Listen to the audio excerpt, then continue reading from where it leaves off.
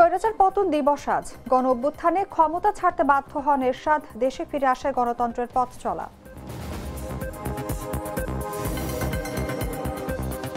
নির্বাচনের আগে অনিশ্চয়তায় দুলছে দেশের পর্যটন খাত, ছাড় অফারে টিকে থাকার চেষ্টা ব্যবসায়ীদের।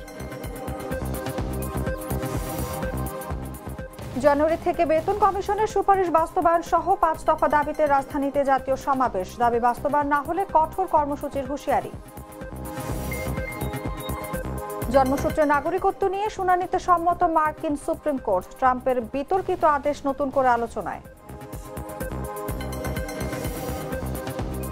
এবং গ্রিভসের ডাবল সেঞ্চুরিতে ড্র করেও জয়ের স্বাদ পেল ওয়েস্ট ইন্ডিজ।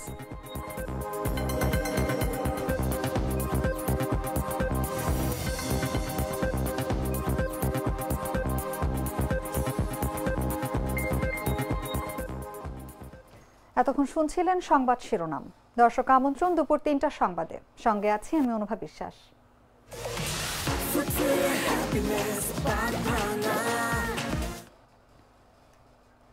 চলে যাচ্ছি পুরো খবরে। আজ 6 ডিসেম্বর, বাংলাদেশের রাজনৈতিক ইতিহাসে এক গুরুত্বপূর্ণ দিন। 1990 সালে এই দিনে তৎকালীন সামরিক শাসক এইচ.এম. এরশাদ গণঅভ্যুত্থানের মুখে পদত্যাগ করে অস্থায়ী সরকারের হাতে রাষ্ট্র ক্ষমতা হস্তান্তর করেন। এর মধ্য দিয়ে 9 বছরের স্বৈর শাসনের অবসান ঘটে এবং দেশ আবারও গণতন্ত্রের পথে হাঁটা শুরু করে। এরশাদ 1982 সালের 24শে মার্চ সামরিক আইন জারি করে ক্ষমতা দখল করেছিলেন। তার দীর্ঘ শাসনের বিরুদ্ধে আওয়ামী লীগ, বিএনপি ও বিভিন্ন বামপন্থী দল আন্দোলন গড়ে তোলে। এই আন্দোলনে ডক্টর শামসুল আলম খান মিলন, নূর হোসেন সহ বহু মানুষ জীবন উৎসর্গ করেন। 1990 সালের 21শে নভেম্বর আন্দোলন তীব্র আকার নিলে আওয়ামী লীগের নেতৃত্বে 15 দল, বিএনপির নেতৃত্বে 7 দল এবং 5টি বামপন্থী দল যৌথ রূপরেখা ঘোষণা করে। যদিও জামায়াতে ইসলামী ওই 3 জোটের বাইরে ছিল, তারা সক্রিয়ভাবে আন্দোলনে অংশ নেয়। বিএনপি দিনটিকে স্বৈরাচার পতন ও গণতন্ত্র মুক্তি দিবস হিসেবে পালন করে। ভারপ্রাপ্ত চেয়ারম্যান তারেক রহমান বলেন, ছাত্র জনতার মিলিত শক্তিতে 6 ডিসেম্বর স্বৈরাচার পরাজিত হয় এবং গণতন্ত্র মুক্ত হয়।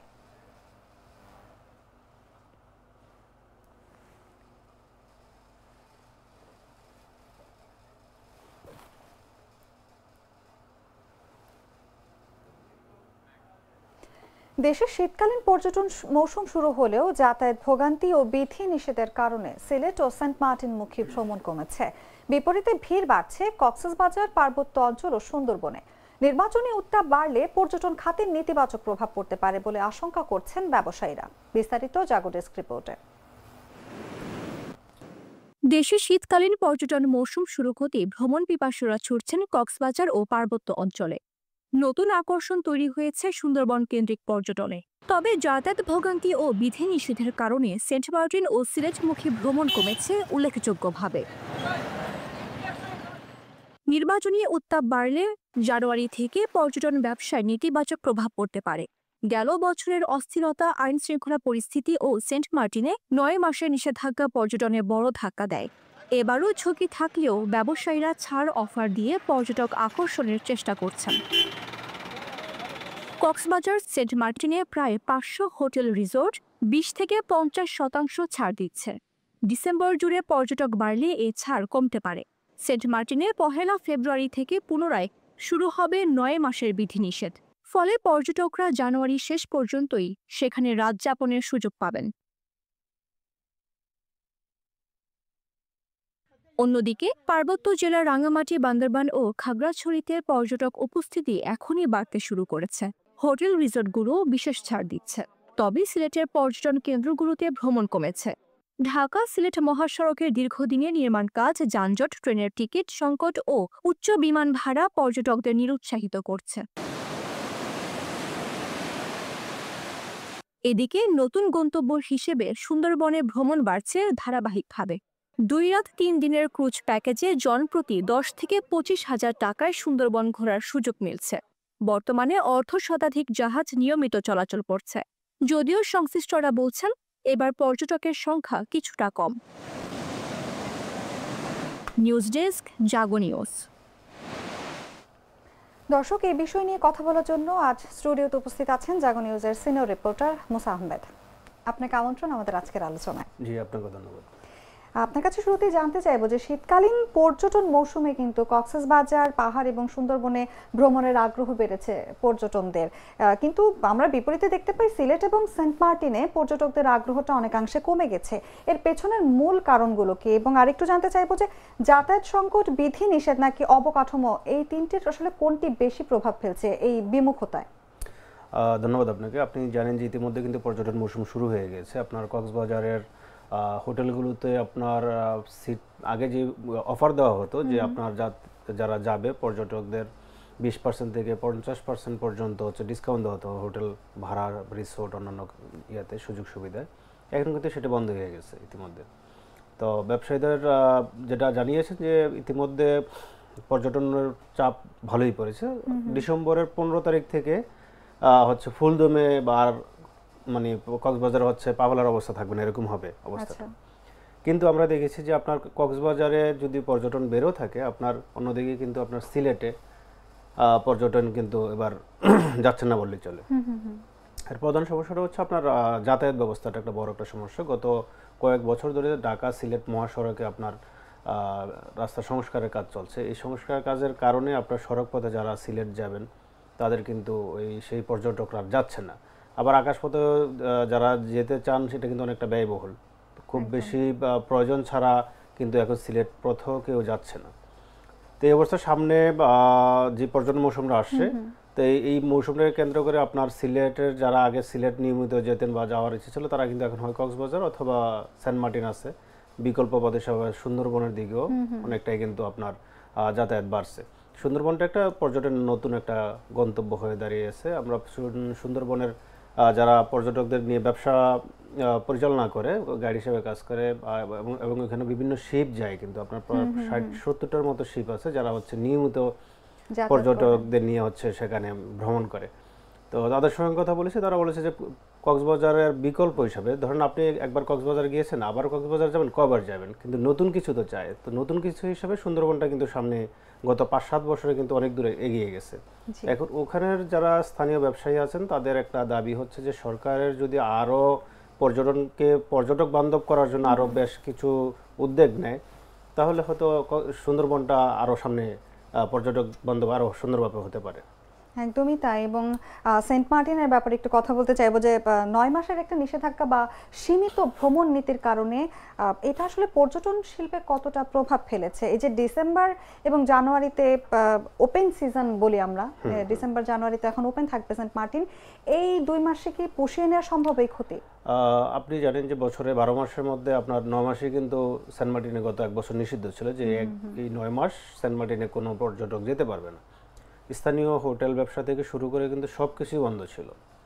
এর মধ্যে সরকার যে 3 মাস, বাকি 3 মাস চালু রেখেছে, যে 3 মাস পর্যটক যেতে পারবে। এর মধ্যে নভেম্বর মাসে ছিল যে আপনি সকালে যাবেন, বিকালে চলে আসতে হবে, রাত্রে সেখানে রাত্রি যাপন করা যাবে না। তো ওই নভেম্বর মাসে কিন্তু আমরা ওইখানে পর্যটক জানেই বললেই চলে। কিন্তু ডিসেম্বরের 1 তারিখ থেকে আমরা দেখেছি যে আপনার পর্যটক যাওয়া শুরু করেছে। দিনে 2000 পর্যটক এখন সেখানে যাওয়ার অনুমতি আছে, সেজন্য ট্রাভেল পাস নিতে হয়। এবং আগামী 31 জানুয়ারি পর্যন্ত তারা সেখানে যেতে পারবে। এরপর কিন্তু আবার 9 মাসের যে নিষেধাজ্ঞা আছে সেই নিষেধাজ্ঞায় কিন্তু সেই নিষেধাজ্ঞা বেড়াজাল আটকে যাবে। একটা বিষয় যে আপনার যারা কক্সবাজার যায়, বিশেষ করে নতুন যারা যায় বা আগে গেছে, তাদের অন্যতম একটা গন্তব্য থাকে যে সেন্ট মার্টিনে যাওয়া। তো এই নিষেধাজ্ঞার কারণে কিন্তু ওই পর্যটকরা সেন্ট মার্টিন পর্যন্ত যেতে পারছে না, তাই সেই অপূর্ণতাটা কিন্তু থেকেই যাচ্ছে। তো তারা আবার চেষ্টা করছে যে যাওয়ার। এখন স্থানীয় ব্যবসায়ীদেরও দাবি যে সারা বছরই এটি খোলা রাখা হোক, দরকার আরও কিছু বিধিনিষেধ আরোপ করা হোক, যে পরিবেশের যেহেতু ক্ষতি না করে। সরকার কিন্তু এখানে পরিবেশটাকে সবচেয়ে বেশি গুরুত্ব দিচ্ছে।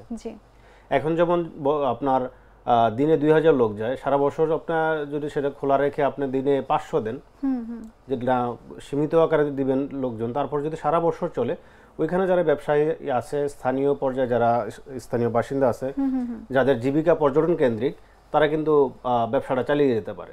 একদমই তাই। তো পর্যটকদেরও একটা দাবি যে না, সারা বছরই চালু রাখা হোক, দরকার বিধিনিষেধ আরো ভালোভাবে প্রয়োগ করা হোক, যেহেতু সেখানে সেখানে কোনো পরিবেশের যেহেতু কোনো ভারসাম্য বিনষ্ট না হয়, সেটা আরো গুরুত্ব দিয়ে যেহেতু সরকার বাস্তবায়ন করে, সেটা করলে আরো ভালো হবে বলে মনে করে পর্যটকরা। একদমই তাই। এবং এখানে একটু বলতে চাইবো যে আমাদের বাংলাদেশে যে রাজনৈতিক যে অস্থিরতাটা চলছে এবং রাজনীতির মাঠে যে উত্তাপ চলছে, এটা আসলে শীতকালীন পর্যটন খাতে কি ধরনের প্রভাব ফেলছে? ব্যবসায়ীরা কতটুকু প্রস্তুত এবং ট্যুর অপারেটররা কি ধরনের আশঙ্কা করছেন? আপনি জানেন যে বিগত বছরগুলোতে আমরা যদি 14, 18 এরপর 24-এর নির্বাচন যদি দেখি, যে জাতীয় নির্বাচনগুলোতে, সেখানে তখন কিন্তু আপনার প্রত্যেকটা নির্বাচনই কিন্তু ডিসেম্বর জানুয়ারি কেন্দ্রিক হয়েছে। এবারও আমরা আসন্ন যে নির্বাচন দেখছি সেটা কিন্তু জানুয়ারি ফেব্রুয়ারিতে হওয়ার কথা। তো ফেব্রুয়ারিতে যদি নির্বাচন হয়, আপনার কিছুদিনের মধ্যে তফসিল ঘোষণা করবে। এর মধ্যে পক্ষে বিপক্ষে রাজনৈতিক দলগুলো তো আপনাদের দেশের যে কালচার, বাসে অগ্নিসংযোগ করা, রাস্তাঘাটে হরতাল অবরোধ করা, তো এইগুলো কিন্তু আপনার পর্যটনে বড় একটা প্রভাব ফেলে। একদম। এখন পর্যটনের যারা ব্যবসায়ী আছে তারা হচ্ছে সব কিছুই অন্যান্য বছরের মতো আয়োজন ঠিক আছে, যে কি পরিমাণ পর্যটক এবার আসবে, কেমন ব্যবসা হবে, তারা কিন্তু সব প্রস্তুতি নিয়ে রাখছে। কিন্তু তাদের মনে এটাও শঙ্কা যে বিগত বছরগুলোতে যখনই নির্বাচনের মৌসুমে আপনার নির্বাচনের সময়টাতে আপনার পর্যটন মৌসুমে ব্যাপক একটা নেতিবাচক প্রভাব ফেলে। এবারও তারা সেই আশঙ্কা করে রাখছেন। তবে তাদের ধারণা এখন পর্যন্ত দেশের পরিস্থিতি যেটুকু স্বাভাবিক আছে, হয়তো সামনের দিনগুলোতে সেটা যদি এভাবে অব্যাহত থাকে তাহলে হয়তো পর্যটন ব্যবসা কোনো ক্ষতি হবে না, তারা প্রত্যাশার চেয়ে ভালো কিছু করতে পারবেন। তবে তারপরও সেই আশঙ্কাটা থেকে যায় যে আসলে কি হবে বা কি হচ্ছে। একদমই তাই। দেশের এই পরিস্থিতিতে আসলে হয়তো অনেকে চাইলেও যেতে পারে না এরকম কোনো সিচুয়েশনে। আচ্ছা, এবার একটু জানতে চাইবো যে আপনি কথা বলছিলেন সিলেটের সড়কের ব্যাপারটা নিয়ে, যে মহাসড়কে ভাঙাচোরা অবস্থা বা মহাসড়ক ঠিক করার কাজ চলছে। সিলেটের পর্যটন খাতে একের পর কেন বাধা এরকম আসছে, এবং মহাসড়কের কাজ, যানজট, বিমান ভাড়া এবং ট্রেনের টিকিট সংকটেরও একটা ব্যাপার আমরা শুনেছি। এই সব সমাধান আসলে সমাধানটা কি? সমাধানটা আসলে সবচেয়ে বড় সমাধান হচ্ছে আমাদের সিলেটে যে পরিমাণ পর্যটক যায়, যদি বছরে আপনার 1 লাখ পর্যটক যায়, এর মধ্যে দেখবেন যে আপনি 80,000-ই যায় হচ্ছে সড়ক পথে বা ট্রেনেও যায়, আবার বিমানও যায়, কিন্তু সেইগুলোর পরিমাণটা অনেকটাই কম। ট্রেনের টিকিটই পাওয়া যায় না। ট্রেনের টিকিট কাটতে গেলে আপনার অনলাইনে ঢুকে টিকিট নিয়মিত পাওয়া যায় না, যার কারণে হচ্ছে বাসের টিকিটটা খুব সহজেই পাওয়া যায়। যাত্রীরা বেশিরভাগই হচ্ছে বাসে যাতায়াত করতেন। সিলেটে যোগাযোগ ব্যবস্থার জন্য আপনার এসি বাসের বিভিন্ন প্রতিষ্ঠানের কোম্পানির এসি বাসও কিন্তু এখন যাতায়াত করে, অনেক ভালো ভালো এসি বাস। তো এই রাস্তাঘাট যদি সংস্কার হয়ে যায়, দেন তখন হচ্ছে সিলেটের এই ট্যুরিজম খাতটা আরও ভালো হবে। কারণ আপনারা জানেন যে বাংলাদেশে যে 5টা যদি আমরা বড় ট্যুরিজম এরিয়া ধরি, 5টার মধ্যে সিলেটও কিন্তু অন্যতম একটা। তো এই জায়গাটা গত কয়েক বছর ধরে কিন্তু ক্রমান্বয়ে পিছিয়ে গেছে, শুধু যোগাযোগ ব্যবস্থাটার হচ্ছে এই অবনতির কারণে। সেক্ষেত্রে আরেকটা করতে পারে সরকার, হয়তো এখন এই ট্যুরিস্ট মৌসুমকে কেন্দ্র করে যদি এমনও হতে পারে যে আপনার টিকিট, রেলের টিকিট যদি অনেকটা ইজি করে দিতে পারে, বা রেলের কোচ যদি সেখানে বাড়াতে পারে, হয়তো সেই ইয়াটাও কেটে যাবে। অর্থাৎ ভ্রমণ পিপাসু মানুষ আরও আগ্রহ হবে যেন সিলেটে বেড়াতে যাওয়ার জন্য। আরেকটা বিষয় হচ্ছে আপনার শুধু তো সিলেট গেলে হবে না, সিলেট থেকে আপনি জাফলং যাবেন, জৈন্তাপুর যাবেন, অন্যান্য যেই ট্যুরিস্ট ইয়াগুলো আছে, এরিয়াগুলো আছে, সেখানে যেতে গেলে কিন্তু সেই সড়কগুলো ভাঙ্গা। অর্থাৎ গত 2024-এর আগস্টের পর থেকে এখন পর্যন্ত অনেক সড়ক, মহাসড়কে কিন্তু আপনার ওই যেগুলো আগে টেন্ডার হয়েছিল এই গণঅভ্যুত্থানের পরে, সেই আগের যারা আওয়ামীপন্থী ঠিকাদার ছিল তারা কাজ ফেলে পালিয়ে গেছে। অনেক জায়গায় হচ্ছে টেন্ডার স্থগিত আছে, আগে যারা টেন্ডার পেয়েছিল তাদেরকে এখন কাজ করতে দিচ্ছে না। এরকম পরিস্থিতির কারণে কিন্তু আপনার কাজগুলো দেরি হচ্ছে বলে আমরা জানি। তো এটা সরকার চাইলে আবার খুব সহজে কিন্তু সেটা সমাধান করতে পারে। আবার সমাধান করতে এখন যদি শুরু করে শেষ করতে তো 6 মাস 1 বছর লেগে যাবে। এক পর্যটন মৌসুম যে আরেক পর্যটন মৌসুম চলে আসবে, এই অবস্থা। তারপর যত দ্রুত যদি যেটা সমাধান করতে পারে, হয়তো দেশের পর্যটকদের জন্য, ওই অঞ্চলের মানুষের জন্য, যারা ঢাকা যাতায়াত করে তাদের জন্য অনেকটা উপকার হবে। একদমই তাই। এবং আপনি বলছিলেন আমাদের দেশের নতুন পর্যটন গন্তব্যস্থল হিসেবে সুন্দরবনের নাম, সুন্দরবনের উত্থান হয়েছে। আপনার কাছে জানতে চাইবো যে প্যাকেজ ট্যুর, ক্রুজ বা স্থানীয় অর্থনীতিতে এর প্রভাব আসলে কতটা, এবং সরকারের নীতি কি আসলেই বাস্তবসম্মত নীতি, বা নাকি এখানে আরো কোনো সমন্বয়ের দরকার আছে সরকারের? সুন্দরবন কেন্দ্রিক এখন পর্যন্ত কোনো নীতিমালা তৈরি করা হয়নি যে এই এলাকাটা পর্যটন এরিয়া, এখানে এই বিধিনিষেধ আছে, এরকম কোনো পর্যটন নীতিমালা এখনো তৈরি হয়নি, এটা আমরা জানি। যার কারণে হচ্ছে স্থানীয় পর্যায়ে যারা এখন ট্যুর অপারেটর আছে, পর্যটক যাচ্ছে, তারা নিজ উদ্যোগী কিন্তু সেগুলো পরিচালনা করছে। তারপরেও হচ্ছে আমাদের দেশের ট্যুরিস্ট পুলিশ যারা আছে তারা বিভিন্ন গাইডলাইন দেওয়া, সহযোগিতা করা সেটা করছে। আর এই পেশাটাতে সুন্দরবন কেন্দ্রিক গত 5 বছরে আমরা যতটুকু খোঁজখবর নিয়ে জেনেছি যে প্রায় 1.5 লাখ মানুষ হচ্ছে এই পর্যটন খাতের সঙ্গে জড়িত হয়েছে, এখানে কর্মসংস্থান তাদের তৈরি হয়েছে। এটা কিন্তু একটা বড় একটা অ্যামাউন্ট মানুষের, যে তাদের একটা কর্মসংস্থান তৈরি হলো। আর যদি সেটা ক্রমান্বয়ে বাড়তে থাকে, আরও কয়েক লাখ মানুষের এই ট্যুরিজমের সঙ্গে, ট্যুরিস্ট সার্ভিসের সঙ্গে হচ্ছে যারা জড়িত হবে, তাদের কর্মসংস্থান তৈরি হবে। অর্থাৎ আপনি ট্যুরিজমের জন্য কিছু করলে আপনার পরবর্তীতে কিন্তু সেটা কর্মসংস্থানে তৈরি হচ্ছে। আপনি সরাসরি চাকরি দিতে পারছেন না, কিন্তু আপনি যখন একটা ট্যুরিজম এরিয়া ঘোষণা করবেন, তখন কিন্তু ট্যুরিস্ট যখন যাবে ওই এলাকার যাদের হচ্ছে স্থানীয় আছেন তাদের কর্মসংস্থানের ব্যবস্থা হবে। এটা কিন্তু দেশ এবং ট্যুরিজম সবার জন্যই উন্নয়ন হচ্ছে। একদমই তাই। আপনাকে অসংখ্য ধন্যবাদ আমাদের সঙ্গে আজকের আলোচনায় উপস্থিত থাকার জন্য। চলে যাচ্ছি পরবর্তী খবরে। বিএনপি চেয়ারপারসন খালেদা জিয়ার চিকিৎসা ঘিরে বেশ কয়েকদিন ধরে উৎসুক জনতার ভিড় ছিল রাজধানীর বসুন্ধরা আবাসিক এলাকার এভার কেয়ার হাসপাতাল প্রাঙ্গণে। শনিবার সকালে ভিড় কিছুটা কম। এই মুহূর্তে এভার কেয়ার হাসপাতালে আছেন আমাদের রিপোর্টার সিফাত আল ফাহিম। সেখানকার সর্বশেষ আপডেট জানাতে সরাসরি চলে যাচ্ছি তার কাছে।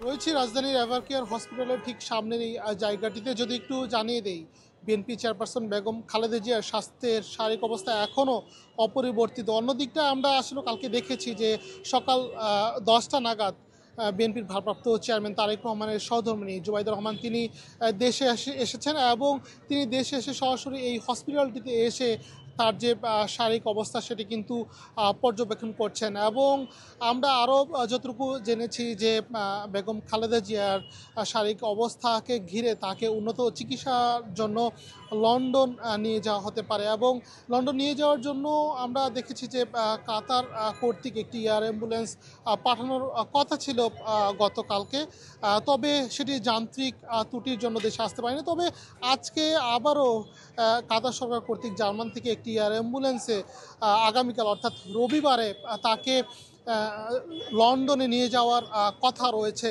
এবং এদিকটায় যদি আরেকটু বলি, রাজধানীর এভার কেয়ার হসপিটালের সামনে গত দিনের ন্যায় এখনও কিন্তু জোরদার রয়েছে এই জায়গার নিরাপত্তা ব্যবস্থা। এবং আমরা আরও যতটুকু জানতে পেরেছি, আজকে রাতে হয়তোবা বেগম খালেদা জিয়ার যে শারীরিক অবস্থা সেটি নিয়ে একটি মেডিকেল বোর্ডের মিটিংয়ের কথা রয়েছে। যদি সব কিছু ঠিকঠাক থাকে তাহলে হয়তোবা আগামীকালকেই তার সুচিকিৎসার জন্য নিয়ে যাওয়া হতে পারে লন্ডনে। এবং এটিই ছিল রাজধানী এভার কেয়ার হসপিটাল থেকে এর সর্বশেষ। দর্শক, রাজধানীর এভার কেয়ার হাসপাতাল থেকে সবশেষ আপডেট জানাচ্ছিলেন আমাদের রিপোর্টার সিফাত আল ফাহিম। চলে যাচ্ছি অন্যান্য খবরে। জানুয়ারি থেকে বেতন কমিশনের সুপারিশ বাস্তবায়নের দাবিতে রাজধানীতে জাতীয় সমাবেশ অনুষ্ঠিত হয়। সমাবেশ থেকে 5 দফা দাবি উপস্থাপন করে দ্রুত বাস্তবায়নের আহ্বান জানানো হয়। বক্তারা বলেন, দীর্ঘদিনের দাবি পূরণ না হওয়ায় সরকারি কর্মচারীদের মধ্যে ক্ষোভ বাড়ছে। রাষ্ট্রের উন্নয়ন ও সেবা কার্যক্রম সচল রাখতে কর্মচারীদের ন্যায্য পাওনা নিশ্চিত করার উপর জোর দেওয়া হয়। দাবি আদায় না হলে আরও কঠোর কর্মসূচির সতর্ক বার্তা দেন সংগঠনের নেতারা।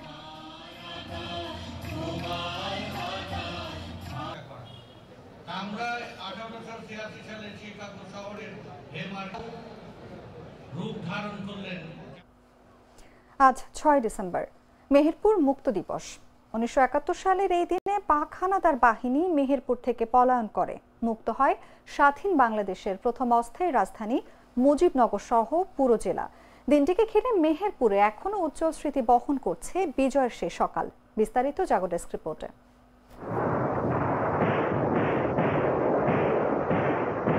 আজ মেহেরপুর মুক্ত দিবস। 1971 সালের 6 ডিসেম্বর ভোরেই হানাদার মুক্ত ঘোষণা করা হয় পুরো জেলা। তার আগের দিন বিকেলে বিভিন্ন দিক থেকে মুক্তিযোদ্ধারা পাকিস্তানি বাহিনীর ওপর সমন্বিত আক্রমণ শুরু করেন। সবচেয়ে গুরুত্বপূর্ণ লড়াই হয় মেহেরপুর কুষ্টিয়া সড়কের বামনদিতে। মুক্তিযোদ্ধাদের প্রবল আঘাতে ছত্রভঙ্গ হয়ে পড়ে পাক সেনারা। মুক্তিযোদ্ধারা আব্দুর রশিদ জানান, প্রশিক্ষণ শেষে ভারতের ক্যাম্পগুলো থেকে ফিরে এসে সংগঠিত গেরিলা আক্রমণেই দুর্বল হয়ে পড়ে হানাদাররা। 5 ডিসেম্বরের আক্রমণ ছিল জেলার মুক্তির নির্ণায়ক মুহূর্ত। 5 তারিখের দিনগত রাত্রিতে আমরা কিন্তু অনেক আগেই ভেতরে ঢুকে গেছি। মেহেরপুর থেকে চলে গেছি ভেতরে বারাদির ওই সাইডে। 5 দিন 1 তারিখ থেকে ধরেন 5 তারিখ পর্যন্ত 6 তারিখে আমরা রাত্রিতে ওখানে বাধা দিয়েছি, চুয়াডাঙ্গায় গিয়েছি। বীর মুক্তিযোদ্ধা মাহবুব হক বলেন, রাতেই কুষ্টিয়া ও চুয়াডাঙ্গার দিকে পিছু হটে হানাদাররা।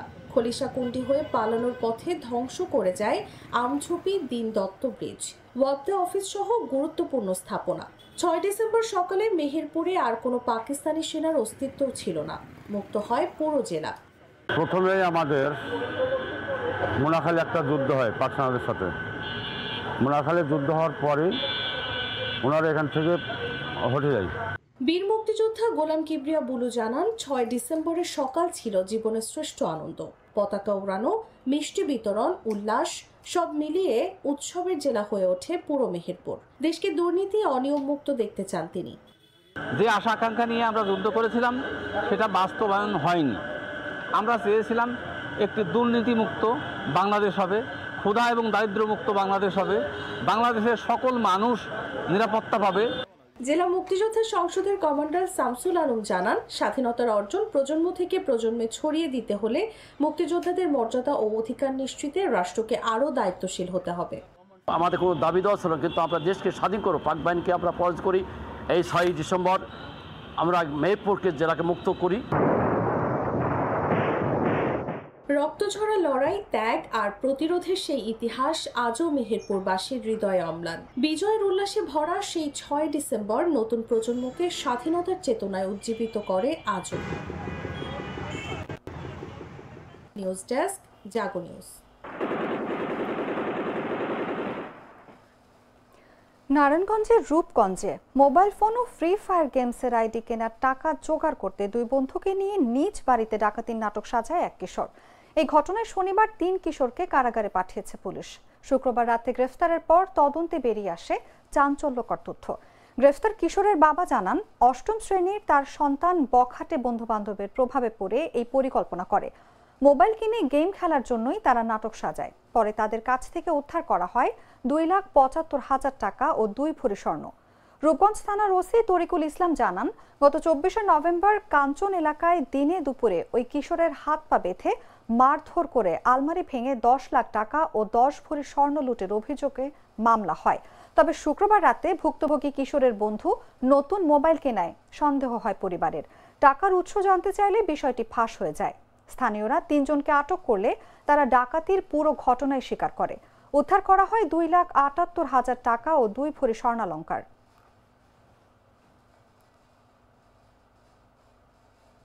Mr. Noodles, amazing taste.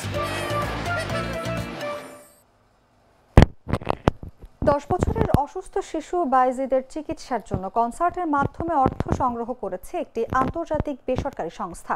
দিনমজুর বাবার পক্ষে চিকিৎসা চালিয়ে যাওয়া অসম্ভব হয়ে পড়লে বাইজিদের হাঁটা বন্ধ হয়ে যায়। পরে গুড নেইবার্স বাংলাদেশের সহায়তায় চিকিৎসা পেতে শুরু করে শিশুটি। শুক্রবার সন্ধ্যায় কুয়াকাটা সৈকতের পর্যটন পার্ক মাঠে বাইজিদের চিকিৎসার অর্থ সংগ্রহে কনসার্টের আয়োজন করে সংস্থাটি। কনসার্টে স্থানীয় পর্যটক এবং সংস্থাটির প্রতিনিধিরা সহযোগিতার হাত বাড়িয়ে দেয়। বাইজিদ পটুয়াখালীর কলাপাড়া উপজেলার ডাবলুগঞ্জ ইউনিয়নের বাসিন্দা চান মিয়া শিরিন দম্পতির সন্তান। জানা গেছে, সবার সহযোগিতায় প্রায় 30,000 টাকা অনুদান পায় বাইজিদ।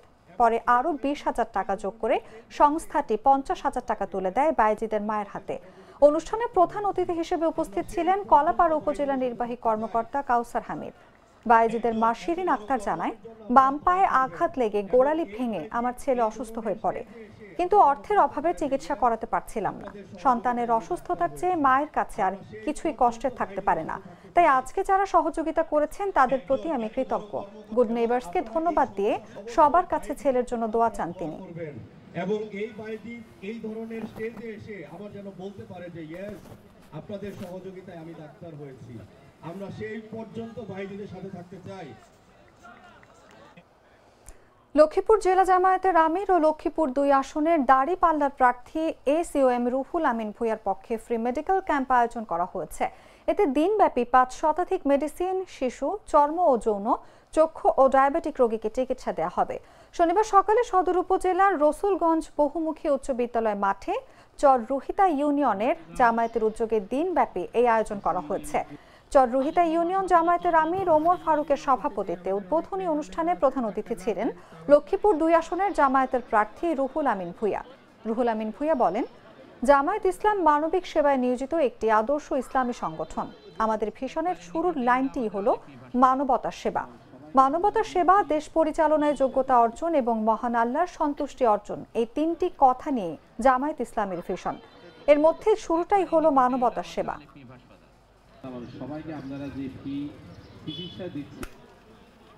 দুধার চকলেটে একাকার হয়ে ওঠা প্রাণ লেয়ার। প্রাণ লেয়ার, সম্পর্কের মিষ্টি ম্যাজিক। জানাবো আন্তর্জাতিক সংবাদ।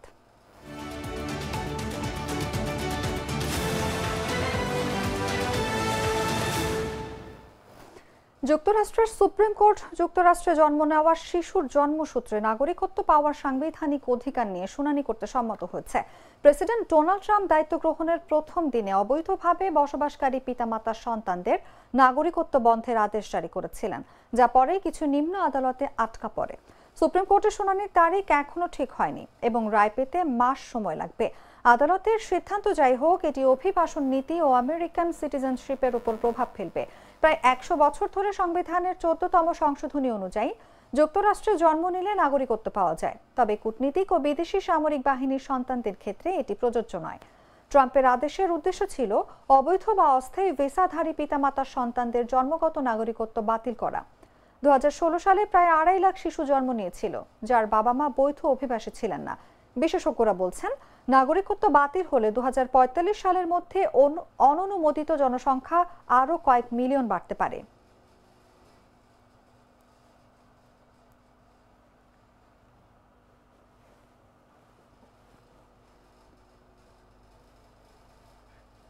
সংবাদ শেষ করব খেলার খবর জানিয়ে।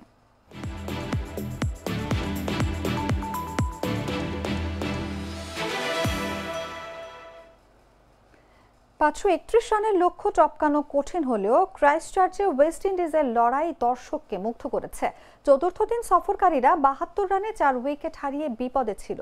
তখনই অধিনায়ক শাই হোপ ও জাস্টিন গ্রিফসের 140 রানের জুটি দিন শেষ করল। হোপ 116 ও গ্রিফস অপরাজিত 55 রানে ছিলেন। পঞ্চম দিনে 319 রান তাড়া করতে নেমে হোপ 140 রানে ক্যাচ দেন। দলের পঞ্চম উইকেট পড়ে 268 রানে। এরপর 277 ও 279 রানে দ্রুত 2 উইকেট হারলেও গ্রিফস ও কেমার রোজ 180 রানের অবিচ্ছিন্ন জুটি গড়ে কিউইদের জয় স্বপ্ন ভেঙে দেন। গ্রিফস 388 বলে অপরাজিত 202 রান করেন। রোজ 233 বলে 58 রানের ইনিংস খেলেন। 6 উইকেটে 457 রান সংগ্রহ করে ওয়েস্ট ইন্ডিজ ম্যাচ ড্র করে। গ্রিফসের 202 ও 2 উইকেট তাকে ম্যাচ সেরা করে। নিউজিল্যান্ডের জ্যাকব ডাফি সর্বোচ্চ 3 উইকেট নেন। প্রথম ইনিংসে নিউজিল্যান্ড 231 ও দ্বিতীয় ইনিংসে 466 রান সংগ্রহ করলেও জয় হয়নি তাদের।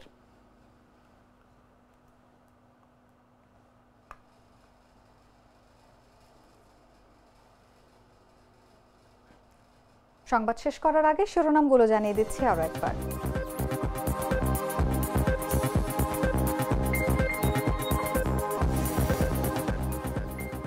স্বৈরাচার পতন দিবস আজ।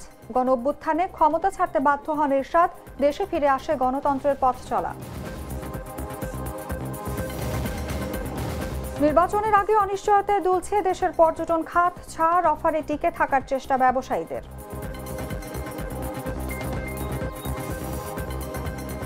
জানুয়ারি থেকে বেতন কমিশনের সুপারিশ বাস্তবায়ন সহ 5 দফা দাবিতে রাজধানীতে জাতীয় সমাবেশ, দাবি বাস্তবায়ন না হলে কঠোর কর্মসূচির হুঁশিয়ারি। জন্মসূত্রে নাগরিকত্ব নিয়ে শুনানিতে সম্মত মার্কিন সুপ্রিম কোর্ট, ট্রাম্পের বিতর্কিত আদেশ নতুন করে আলোচনায়। এবং গ্রিফসের ডাবল সেঞ্চুরিতে ড্র করেও জয়ের স্বাদ পেল না ওয়েস্ট ইন্ডিজ।